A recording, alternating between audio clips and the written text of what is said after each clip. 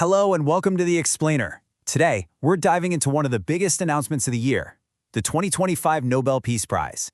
And let me tell you, this year's decision shines a massive global spotlight on a fierce, ongoing struggle for democracy and the incredible person right at the heart of it.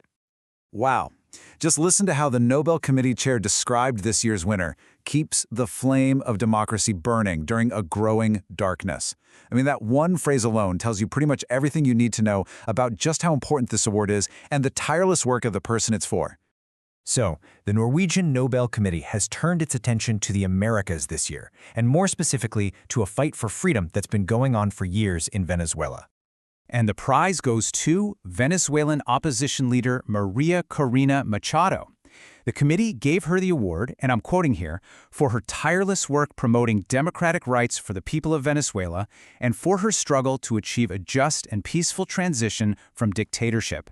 It's an award for persistence, really, in the face of just unbelievable pressure. But that official citation, it only tells you part of the story, doesn't it?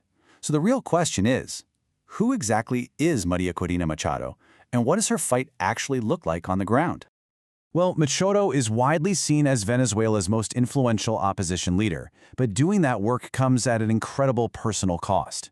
For years, she's been out there organizing grassroots campaigns and peaceful protests, even when it put her in serious danger. In fact, she's been forced into hiding because of threats against her. But she made the choice to stay in Venezuela, and that decision has inspired millions. U.S. Senator Marco Rubio once even called her the personification of resilience, tenacity, and patriotism. And you see, the committee is making a much bigger point here. They said very clearly that as authoritarianism is on the rise around the world, it is absolutely crucial to recognize the people who stand up and resist. So this prize isn't just for Machado, it's a huge statement about how important that resistance is everywhere.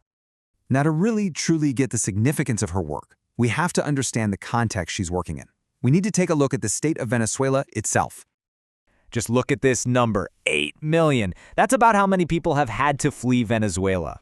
This isn't just some abstract political crisis. It's a humanitarian catastrophe, and the scale of it is just staggering. And the Nobel Committee did not mince words when they described it. They talked about a country that went from a democracy to a brutal authoritarian state. They pointed to the deep poverty, how the opposition is systematically crushed, and the horrifying reality that the state is using violence against its own people. This is the darkness where Machado is trying to keep that flame of democracy alive. Okay, so every Nobel story seems to have its own twists and subplots. And this one, well, it has a particularly fascinating and pretty complex one involving a former U.S. president. So in the time leading up to the announcement, reports started coming out that Donald Trump had been running a campaign to try and influence the committee, basically demanding that he should get the award. And that, of course, put the committee in a very public, very political hot seat. So how did they deal with it? Well, when the committee chair was asked directly about this pressure campaign, he was pretty firm. He said the decision is made in a room filled with both courage and integrity, and that their choice is based only on the work and the will of Alfred Nobel. It was a very clear defense of their independence. But here's where things get complicated. The winner herself, Maria Corina Machado, has actually praised Donald Trump publicly in the past. In one comment, she thanked him for his firm and decisive commitment to freedom and democracy in Venezuela. And that acknowledgement went both ways. Trump has also spoken out in support of Machado, calling her a democracy activist and a freedom fighter, and warning that she shouldn't be harmed. It's this whole complex web of political connections that just adds another really fascinating layer to the story. But, if we only focus on the politics, we kind of miss the whole point, especially from the winner's perspective.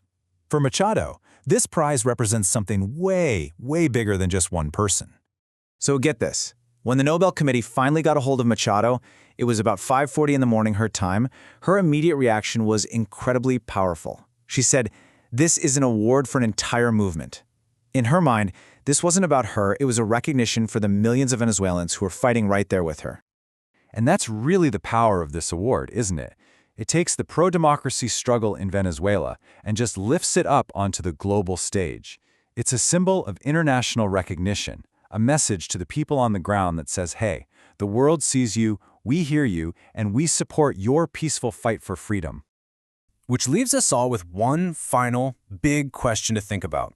We've seen the symbolism, the politics, the personal sacrifice, all of it. But the ultimate question is still out there.